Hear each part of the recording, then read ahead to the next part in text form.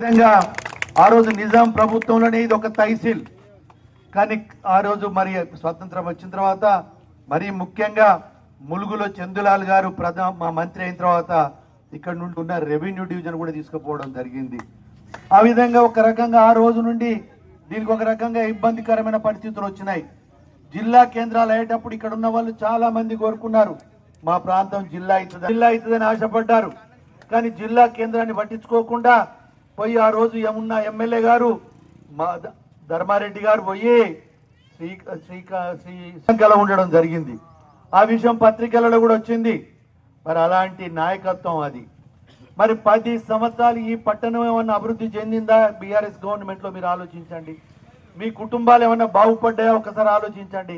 కానీ బాగుపడ్డది ఎవరు అని అంటే టీఆర్ఎస్ నాయకత్వం, టీఆర్ఎస్ ఎమ్మెల్యే ధర్మారెడ్డి గారు, అదే విధంగా ఇవాళ చంద్రశేఖరరావు కుటుంబం అనే విషయాన్ని మీ దృష్టి తీసుకొస్తున్నారు. ఇది వాస్తవం అవునా కాదా దయచేసి మీరు ఆలోచించండి. మనం చెప్తానేమో కాంగ్రెస్ పార్టీ తప్పుడు ఆరోపణలు చేస్తుందని మాట్లాడతారు. కానీ వాళ్ళ ఇంట్లో పుట్టిన బిడ్డ ఇవాళ కల్వకుంట్ల కవిత, ఆమె అత్తగారింటి పేరు పెట్టుకోకుండా తల్లిగారి ఇంటి పేరుదే పెట్టుకున్నది, ఇంటి పేరు కల్వకుంట్ల కవిత అని చెప్పి ఆవిడే ఇవాళ చాలా స్పష్టంగా చెప్తుంది. ఈరోజు చెప్తున్నది ప్రభుత్వాన్ని డిమాండ్ చేసింది.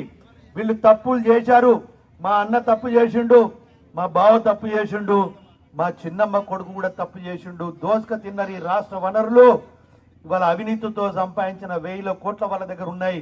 రేవంత్ రెడ్డి గారు మీరు చర్యలు తీసుకోండి అని చెప్పి స్వయంగా వాళ్ళ సోదరిమణి కవిత చెప్తుందంటేనే మనం అర్థం చేసుకోవాలి ఎంత దుర్మార్గమైన కుటుంబమో ఒకసారి మనం అర్థం చేసుకోవాలి. ఇవాళ వస్తున్నారు, వచ్చి నీతి వాక్యాలు మాట్లాడుతున్నారు. కానీ 10 సంవత్సరాలు ఈ రాష్ట్రం యొక్క వనరులు దోచుక తిన్నారు. మొన్న ఒక పెద్ద మనిషి వచ్చిండు ప్రవీణ్ గారు అని